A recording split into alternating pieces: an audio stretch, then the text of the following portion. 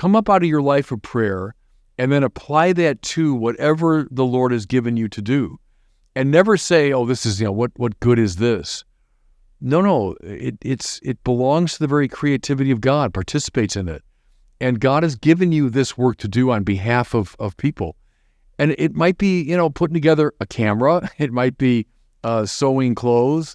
But whatever it is you're doing, if it's done with dignity and with truth and with a sense of its loving purpose, that's beautiful. That's sanctified.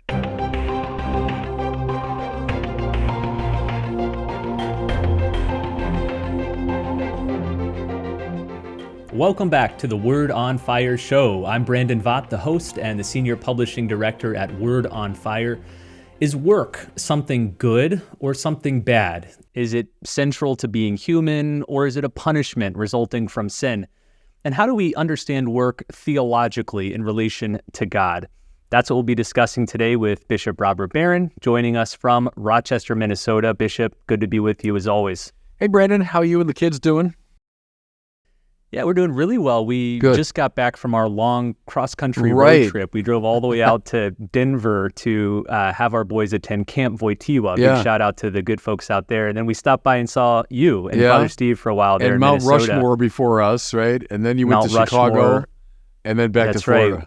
Right. That's right. It was quite an adventure. But you yourself are just wrapping up a vacation too. Tell us about that. How's it been? Have you read any good books during your vacation? Well, I have. The vacation, I just did a staycation here because I travel so much, the thought of getting on an airplane and going somewhere.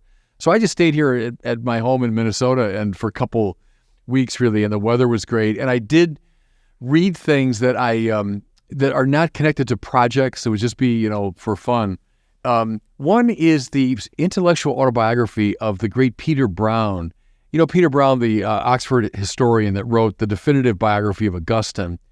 I'm blanking on the title of the book right now. A big fat book, and it's if you like the life of the mind as I do, and you like universities and libraries and conferences, it's a guy telling you the story of how his mind has kind of evolved over the decades, and the people he knew and all that.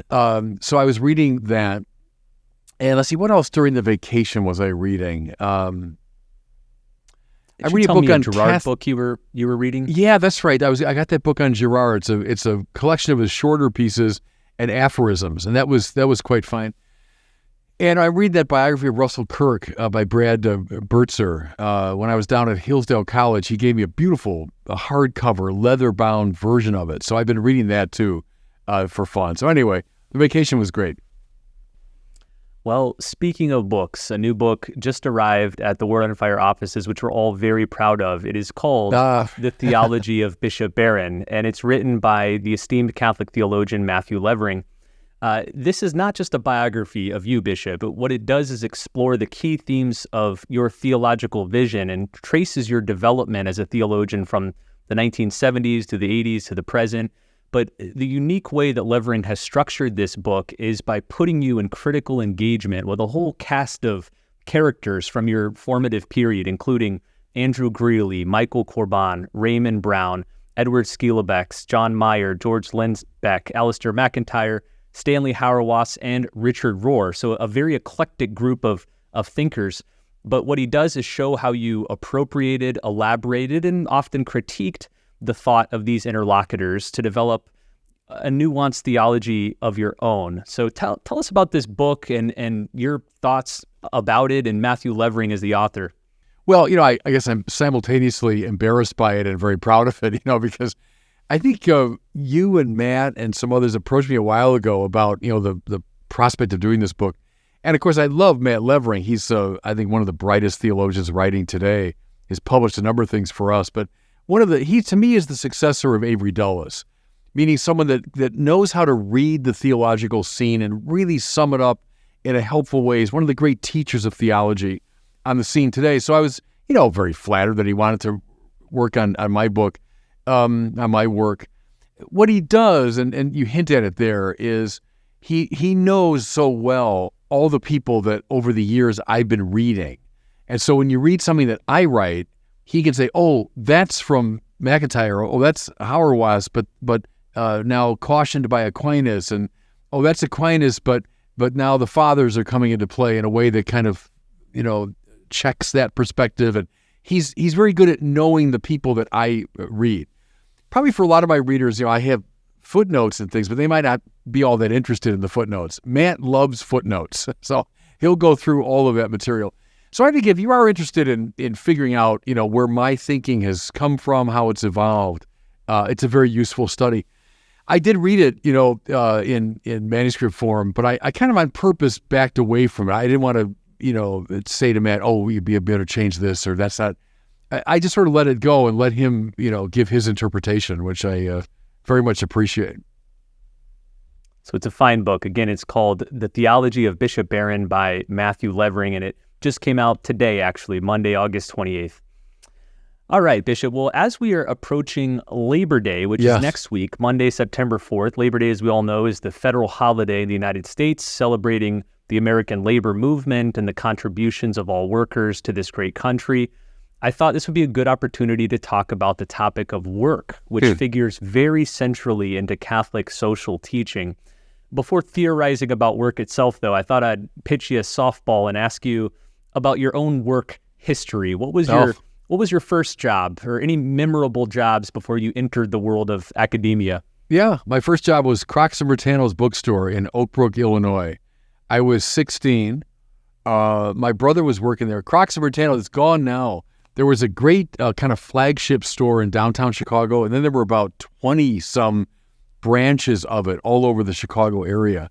And I worked in the branch in Oak Brook Shopping Center, and I was a stock boy. So it was my last couple years of high school. And my job was basically to take in, the books would arrive like in the loading dock, and we bring them up, and then we'd have to process the books and get them in various places. And so it was sort of a half intellectual, half manual labor kind of job, because there's a lot of carrying boxes around and, doing a fair amount of busy work. I must say I loved it. I was busy in those days. I went to high school all day, and then I would get in the car and I'd drive to Oak Brook, which is about a half hour from my high school. And then I would work from, like 4 or 4:30 until 9. And then I would, drive home and then start the day. It might have, maybe I think now it was maybe 2 or 3 days a week I did that. But it was a busy life, but I enjoyed that job. I worked at Steak and Shake.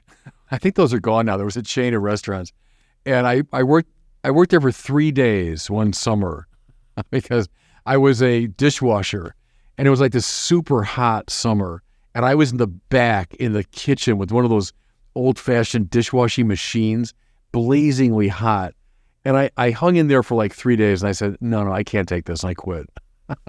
But my first job was Crocs and Bertano's bookstore, which I loved. Was that the setting for the famous story where you were quite literally hit upon by a flying copy of Merton's Seven Story Mountain?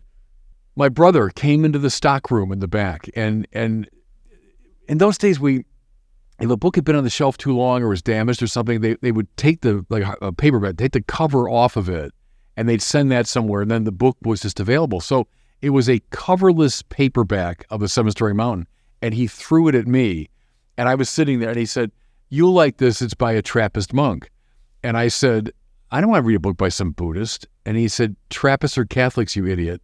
And that's how I got the book, which had a big impact on my life. It's a bit like a Flannery O'Connor story, I suppose. All right, let's turn to the topic of work in the context of Catholic social teaching. Yeah. I want to give a quote here from Pope Francis, his recent encyclical Amoris Laetitia. He says, "It is clear from the very first pages of the Bible that work is an essential part of human dignity. There we read that," and he's quoting from Genesis, "the Lord took the man and put him in the Garden of Eden to till it and keep it. Man is presented as a laborer who works the earth, harnesses the forces of nature, and produces the bread of anxious toil." Mm-hmm. Does this mean that work is a good thing and not just a product or a punishment of the fall? Right. I mean, that we sort of labor and work is something that's terribly difficult. You could say that's a function of the fall. But work itself exists before the fall. So Adam tilling the garden is a symbol here of all the ways that human beings, made in God's image and likeness, transform creation. They work creation so as to make it even more beautiful and life-giving and so on, cooperating thereby with the creativity of God. And, Brandon, we all live in a fallen world. We're all sinners, so we know the shadow side of it. We know the laborious side of work. But we also know this, that the way you feel at the end of the day after a good day's work, and there's nothing like it. Like, contrast, we talk about my vacations, like a vacation day, which is great. We're all in favor of vacations. But the way you feel at the end of a day of vacation, and you're sitting on the deck at your house or something, contrast that with sitting on the deck with a cool drink after a good day's work. There's something that's more satisfying, isn't there, about that second one? Because we know that work has drawn something out of us. It has produced something in the world that didn't exist before. Talk to anyone who's an inventor or an entrepreneur, someone that invents a business, creates something of value in the world. Well, that's like just permanently satisfying state of affairs.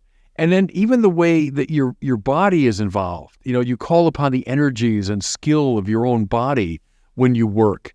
I like to, John Paul II, who was so sensitive to these issues, talked about the academic person going to his intellectual workbench.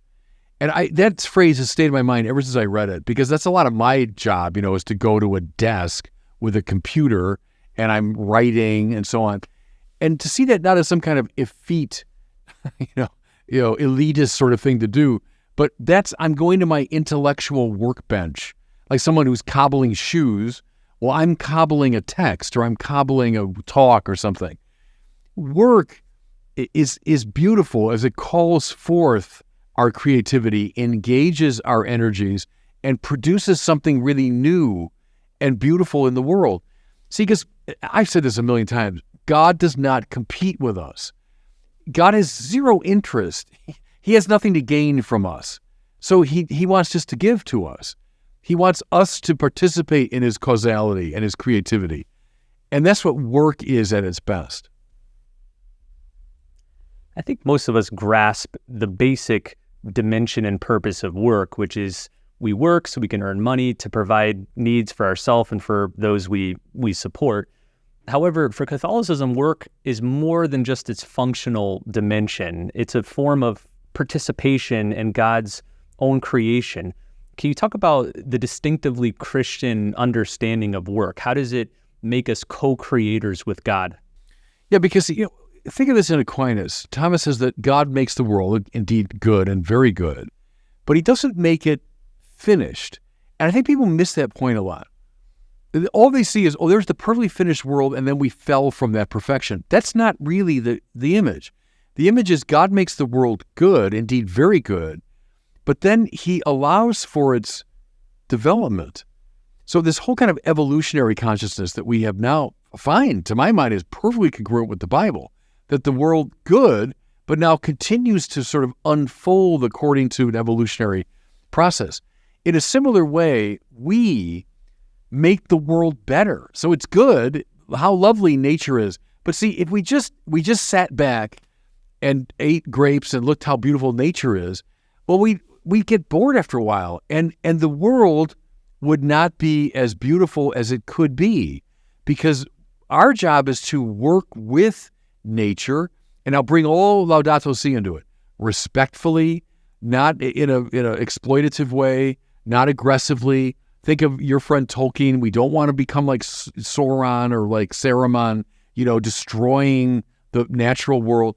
No, but working with it in a way that's deeply respectful and participating, as you suggest, in the very creativity of God, we enhance the world, we make it better.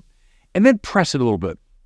So not just think of an artist or a farmer, but think of an entrepreneur, someone who is making a business. Think of all the ways that human work has improved the lot of human beings.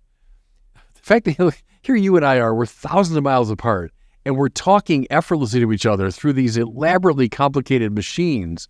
Well, there's an enhancement of life that was made possible by the work of like millions of people that produce these very lights that are shining at me right now in this very machine into which I'm talking. That's beautiful. And think now of all the great companies and corporations that provide, food and shelter and clothing and entertainment. Beautiful, beautiful. They've enhanced life. That's the purpose of work. All of that is the descendant of Adam tilling the soil of the garden prior to the fall. And think of all the people that made these lights and cameras and microphones and everything, that at the end of their long day of work, I hope they sat down in their easy chair and had a cool drink and said, yeah, that's a good day of work today. I produced something of real value, Like I wonder the people that literally made these lights and microphones and stuff, maybe some of them were Catholics. I wonder if it ever occurred to them, hey, I'm actually making a camera that's going to be used for evangelization. I just made a microphone through which words of the gospel are going forth into the world. So, that's work at its best, right? That's what work is meant to be, that it makes the already good world better. It makes our psyches healthier, makes our bodies healthier. John Paul was very good on that because he did a lot of manual labor as a young man, in the quarry and factories and so on. He knew about that, this literal sweat of your body. Okay. You feel good after a day of work like that. Those are all the ways I think, Brandon, that we can develop a spirituality of work. I know for centuries, Christian laborers working in their fields, plying their trades, have been inspired by the fact that Jesus, the God they worship, was also a worker. We know from the Gospels that for decades, Jesus worked in the carpenter shop in Nazareth with his father. What is the significance that the founder of Christianity was himself a carpenter, a worker? Yeah, it's tremendously powerful. One of the things, and I guess it's just proportion is this way, that we don't think about that much are the hidden years of Jesus.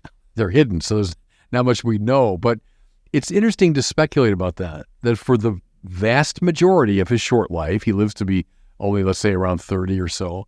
But for the vast majority of that, he lives in privacy with his parents in this little nothing town of Nazareth, first century Nazareth. It couldn't get more primitive in a way.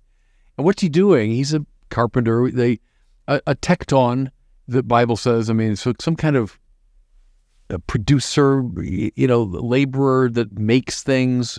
Not exactly sure what that means, but that his body was involved, his hands, his mind, to create things and design them, dealing with payments, and that guy's late with his money, and how about I haven't sent the bill yet to her, and all of the little details of the life of a laborer.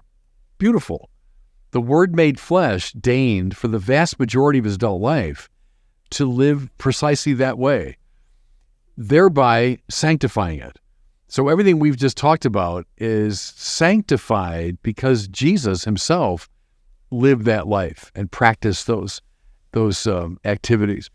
I think that's beautiful. I love that. The simplicity of it, the literally hands-on quality of Jesus' work. He wasn't like a sage who just escaped to a mountaintop and then said, wise things. But for most of his life, adult life, he was, and probably as a kid, apprenticing to his father, learning the trade. As your kids watch you and learn, things, there's Jesus learning from Joseph in his humanity. So anyway, I think that's a very beautiful thing for Christians to reflect on. And there's no work that's too, humble or denigrating or, the Son of God did very simple work. When most people reflect on Catholic social teaching, they trace its origin, at least modern Catholic social teaching, back to the release of Rerum Novarum. It was an encyclical published by Pope Leo XIII in the year 1891. And this first encyclical that launched this modern tradition dealt with the topic of work. I know it's been one that you've pointed to often in your work. Can you tell us a little bit about Rerum Novarum? Yeah, it's a great text, a revolutionary text. Here's the thing, Brandon, about Rerum Novarum that I think people don't reflect on enough. it's coming up out of a very volatile time in European history. So Marx writes the Communist Manifesto, 1848, the year of revolution. And Europe was rocked in the ensuing decades by a lot of revolutionary violence, much of it on behalf of oppressed workers. Now, were workers oppressed? You bet they were. I mean, see, we take for granted child labor laws, minimum wage requirements, limited workday, unionization, antitrust legislation, all these ways that a capitalist political economy has been limited by law. And so we take them for granted. We applaud all those limitations. Well, think of a time when none of that existed, when there was a kind of rampaging, untrammeled capitalism that was extremely oppressive to workers. So Marx articulates it, now in an exaggerated way and backed up by a very inadequate ideology, yes. But the issue that he raises, nevertheless, is a legitimate one. What do we do about so many workers who are now being oppressed and living in horrible conditions, working under horrible conditions? So Leo XIII writes this text kind of at the culminating moment of that time. And he is taking very seriously the critiques of people like Marx and the concern raised by people like Marx, even as he distances himself clearly from Marxist solutions to it. Okay, so I think that's Rerum Novarum, is the church looking very seriously and honestly at this problem of the exploitation of workers. And, Marx, to his credit, wanted to restore workers to their dignity. He wanted to, that they be creative, that they be close to nature, that they find themselves, they're not alienated through their work, all of that. And I think that positive side of the Marxist critique finds its way into Catholic social teaching, without going down the road at all of the Marxist ideology and all that. And dare I say it, you can find some of that in Laborem Exercens, 1981, written on the 90th anniversary of Rerum Novarum by John Paul II, who as a young man lived in Marxist Poland and as a scholar knew Marx very well. The famous story that when he went into the conclave and elected him Pope in 1978, for his reading material, he brought a Marxist journal. So John Paul II knew the Marxist theorists, and you can find some of that, I would say, positive affirmation of Marxist concern about the struggle of workers in Laborem Exercens, even as he clearly backs away from a Marxist solution. So I think that's an important theme in Catholic social teaching. I wanted to mention that a couple years ago, Word on Fire published this beautiful collection as part of our Word on Fire Classics series, but it's the Catholic Social Teaching Collection. And it has the full text of Rerum Novarum. If you haven't read it, it's not long. In this book, it's only 38 pages long. You can read it in maybe 1 or 2 sittings. But I encourage you, check this out if you want to read the actual text behind the Catholic social teaching tradition. Bishop, as we get near to the end here, I want to highlight 2 different saints who are often associated with the church's concern for work and workers, Dorothy Day and Saint Josemaria Escriva. Let's start with Dorothy Day. So as a young radical, Dorothy Day, who ended up being the foundress of the Catholic worker movement, found it difficult to abandon her sympathies for communism and Marxism in order to eventually convert to Catholicism, in part because it seemed that the communists were standing more strongly on behalf of workers. But she came to see that, in fact, the Catholic Church offered an even stronger defense. How have Catholics defended the rights of workers, especially over the last couple hundred years?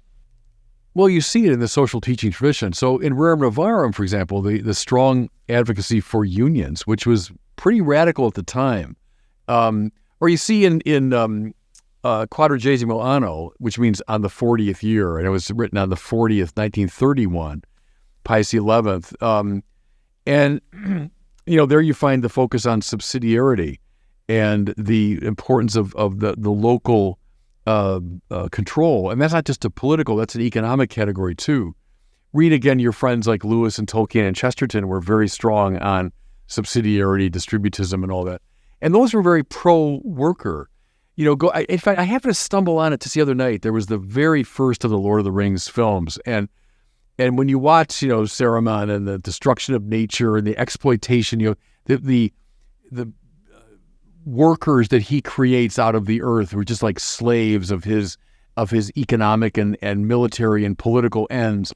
It's a poetic exaggeration, but that's what Tolkien and company saw in excessive forms of capitalism.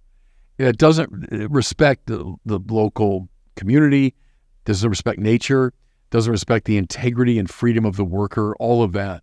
So that side of Catholic social teaching, you want to call it left wing, well, that's left wing.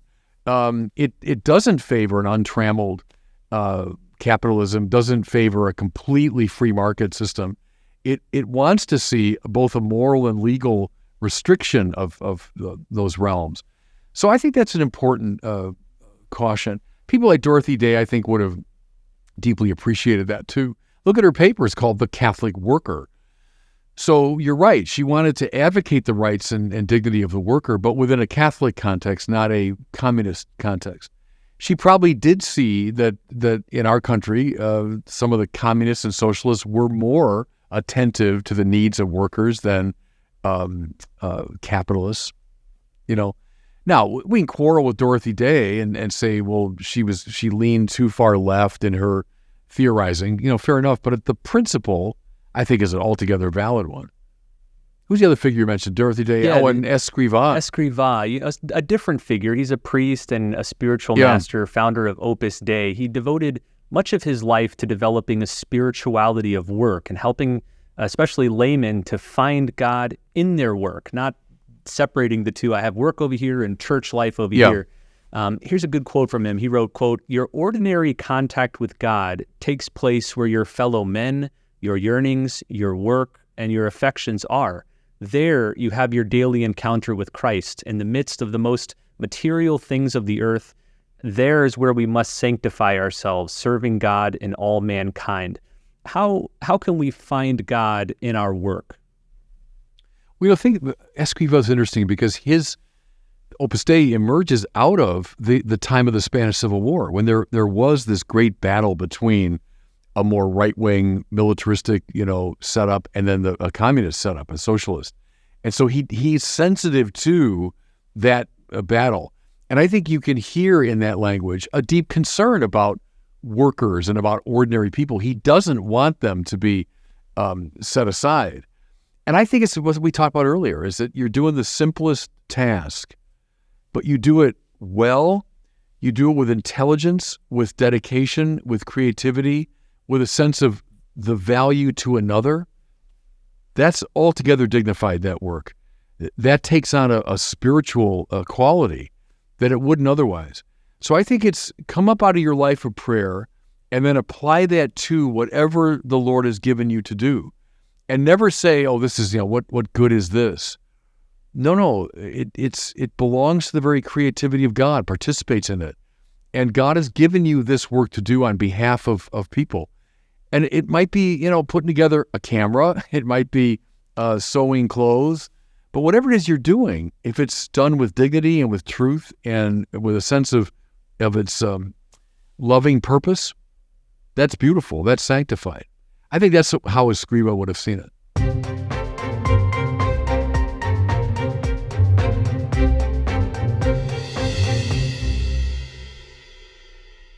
Well, it's time now for our question from one of our listeners. Today we have a question about the topic of transcendence and how it differs from immanence. Here's the question. Sure. Hello, Bishop Barron.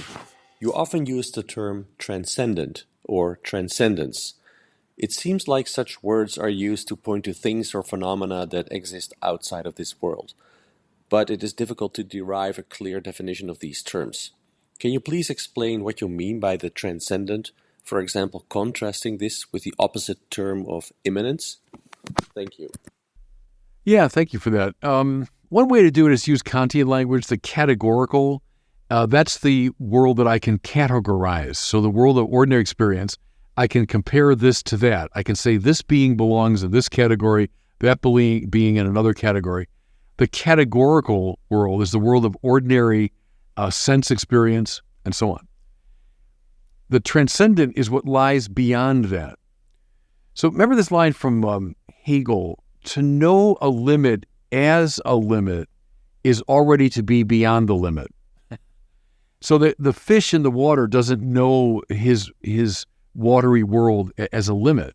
It's only if he's drawn up beyond it. Let's say he's fished out of the water, and for a moment he goes beyond it, and this new world has opened up, and then he goes back into the water. Now he knows his categorical world as limited.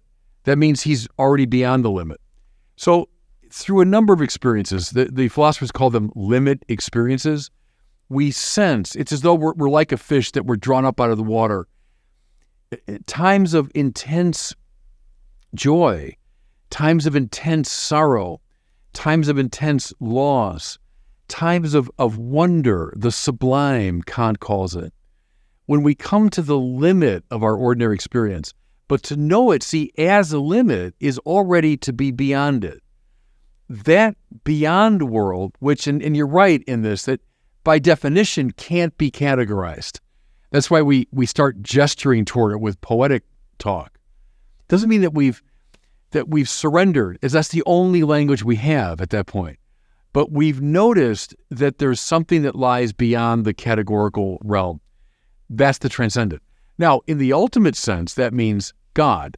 It means the realm of God, because God is the unconditioned reality. So God can't be fit into the categorical world at all. God is in his very nature transcendent to that world. And so the transcendent is now a hint. It's a glimpse of the sheer transcendence of God. Well, thanks for that great question. And as we wrap up here, one more reminder to get your copy of this excellent new book, which just launched today, titled The Theology of Bishop Barron. I think it's called The Theology of Robert Barron is the accurate title. It's written by Matthew Levering, and in many ways, the theology of Robert Barron is the theology of Word on Fire. So if you've been listening and watching Word on Fire and you want to go deeper into this particular ethos, this book offers a great way in. Well, thanks so much for watching and listening, and we'll see you next time on the Word on Fire show.